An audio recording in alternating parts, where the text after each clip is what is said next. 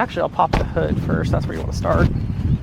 Max, thank you so much for all the process you helped me. Yeah, congratulations. Thank you so much. Okay. This is a cool moment. Yes. Let's walk through.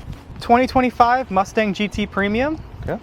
A gate black metallic with the Mustang Night Pony package. That's the best package you can get on these in my opinion. It's the important part. 5.0 V8. So the 5-liter Coyote V8, been around since 2011. Started putting it in the F-150s and the Mustangs. Truthfully, it came out when Camaro re-entered the market. Okay. And their Camaro SS had a lot more horsepower than the old Mustangs did, so they did a whole new engine to compete. This is still here, Camaro's not. Okay. Good to know. Nice. But produces normally 480 horsepower, but with the active valve exhaust on this one specifically produces 486. Okay. And has been tuned in the Dark Horse to produce 500, but I don't know of anyone that's going to notice 14 horsepower difference. That's it. Got it. Other than that, it's the tried and true. Been around for literally 15 years. Been in all sorts of cars and been one of the most reliable engines that Ford's ever built. Awesome. Close that. Okay. Awesome. Then the coolest feature on this is auto rev. Okay.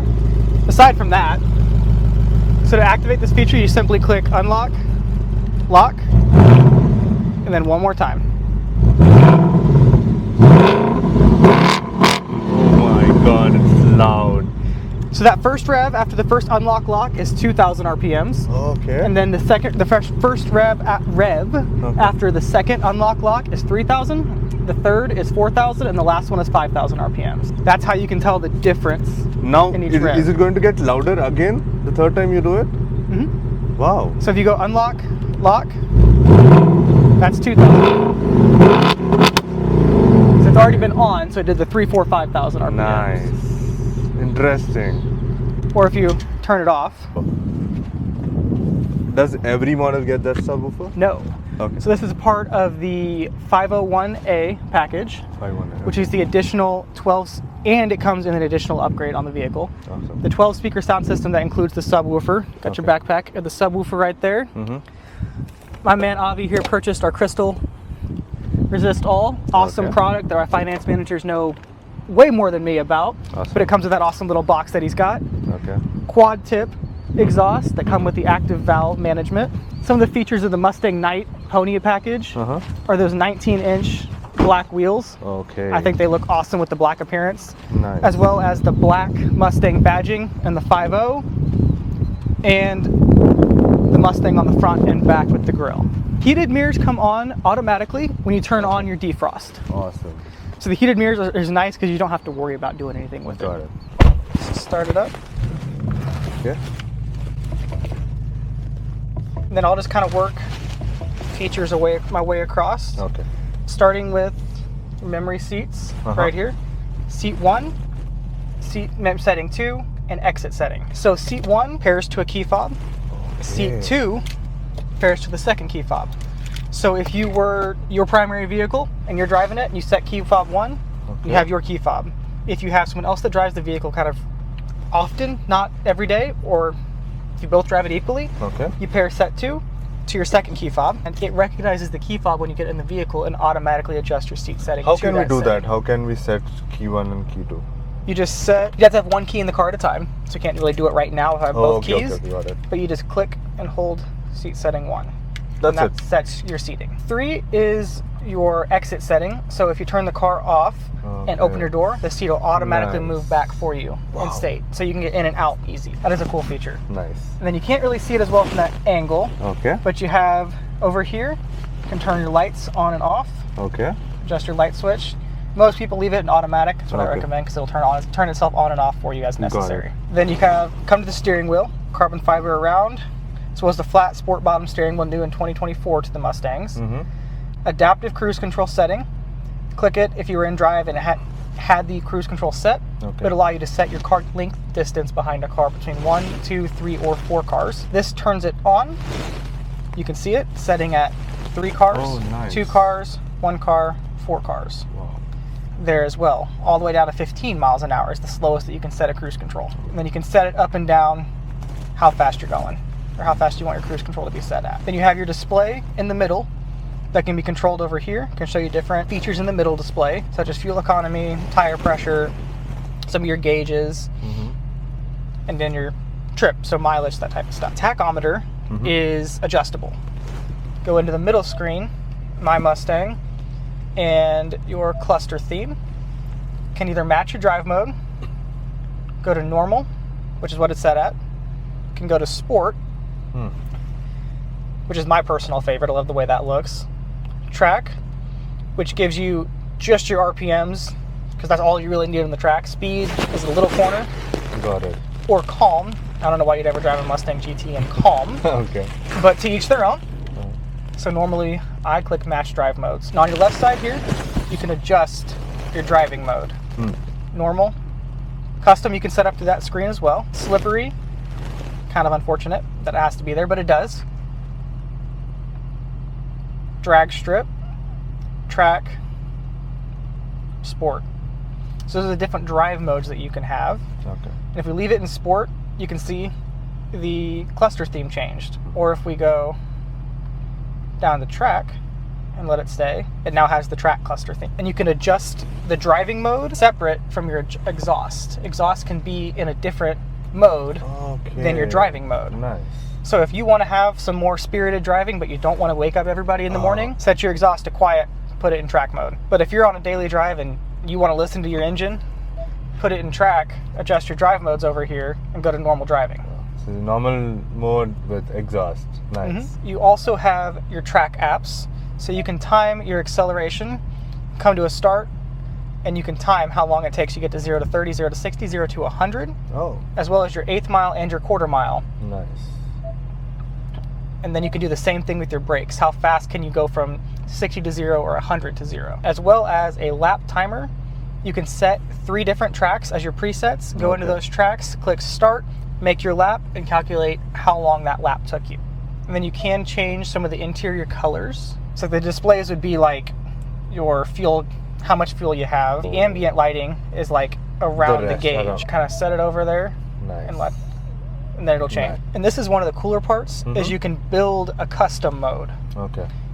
By your profile. So you could have 6 different driving modes, and you could, this will be what the car automatically goes into when you turn it on. So you could have your drive mode, sport, drive mode, track, drag, or slippery. Most people I've found enjoy sport mode the best because it's the best for driving around the highway. It doesn't lower the suspension to the point where you're worried about going over potholes like it would in track, but it's also not, you also get a little bit more experience to driving than you do normal mode. So when you go into track mode, the car automatically goes down? I didn't know this. Yeah. Wow. Very slightly, and the suspension gets to the point where it's almost stiffer. Yeah, you almost bounce in your seat. Nice. Your steering can be adjusted, but that's dependent on your drive mode. And then you can turn on or off traction control. Usually I would never take that off if you're on the city. Got it. You're on the roads. And then your exhaust can be adjusted to however you want it standard. Most people like sport or track. And then auto start stop is a feature that a lot of people find really annoying, truthfully, myself included, honestly. You can automatically set that to be turned off by clicking your drive mode and setting it in this system. And then same thing with your gauge clusters. You can set those however you want to be as your base profile 1. I like sports, that's how I'll set it. And then I imagine you'll adjust it once you set it up. Then you can go over here to your modes and select the custom mode that we just set up. And now it's in sport exhaust with my sport drive modes and my sport instrument cluster. And then you have your driver assistance features, kind of the safety features. So auto hold is one of those cool features where basically it's similar to one pedal driving in electric vehicles, but I can turn it on. So auto hold is if I'm in drive, my foot's off the gas, off the brake, and the car's not going anywhere. But as soon as I touch the gas, the car will roll. Or I can come to a stop and the car holds. So that's a really cool feature for like stop and go traffic or drive-throughs, as when people like it the most.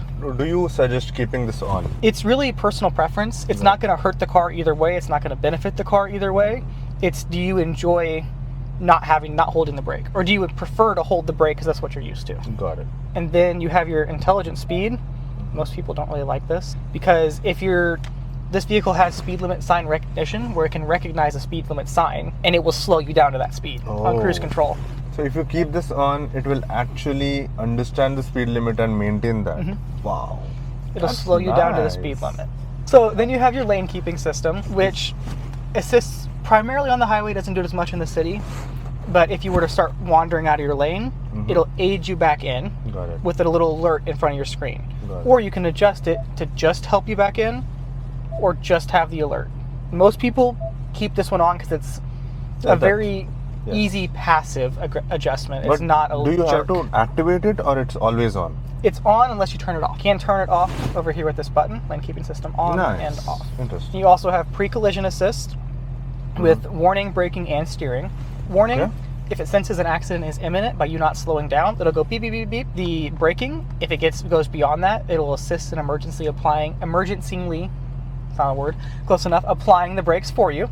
So it applies brakes for you. If necessary. Wow. As well as it's what's called evasive steering assist, where if this vehicle was in a collision, about to be in a collision, and you initiate an evasive maneuver, it will assist you in turning the wheel to a safe limit. So you won't overcorrect and fly off the road, or overcorrect back and spin out. Creates it a safe evasive maneuver. And then some of the other more features that you can turn on and off, like exit warning, rear view camera delay, so it will take a little bit of a second when you put it in reverse. You do have blind spot monitoring in both mirrors, rear cross traffic, which is what I really like, where if you're backing out of a parking space, especially in a vehicle that sits low like this, and cars are above you and you can't see around them, it senses cars crossing behind you. And it'll do the same thing. It'll go beep, beep, beep, and it will brake for you in that situation. Awesome. Something else that's kind of cool in all new Ford vehicles is the owner's manual is now in the screen. So it takes a few seconds, but it loads up the entire owner's manual. Wait a minute, there we go. And you can search through what you're looking for. So if I wanted to learn about seat belts, I don't know, whatever question you may have, it tells you everything you need to know about seat belts, and you can click in it and you know exactly where it's at. What about the line lock? So line lock it's in your My Mustang. Track apps, line lock.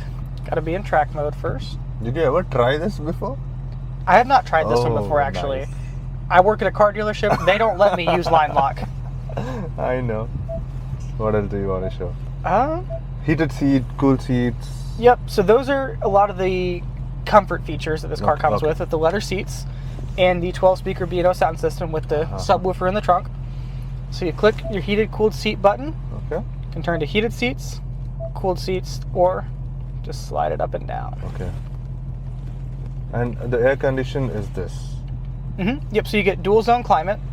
So I can set my side to be 77, and then I can adjust yours to be different than that 77. So these are universal garage door openers. So this can be programmed to your garage door at home or anywhere. That's it? Anything else you want to show me? You do have a heated steering wheel as well. Click that button, and the steering wheel will heat. And then your paddle shifters for manual driving mode. Yeah, if you ever find something you want to go over with, just let me know. Thank you so much for walking me through. Yeah, absolutely.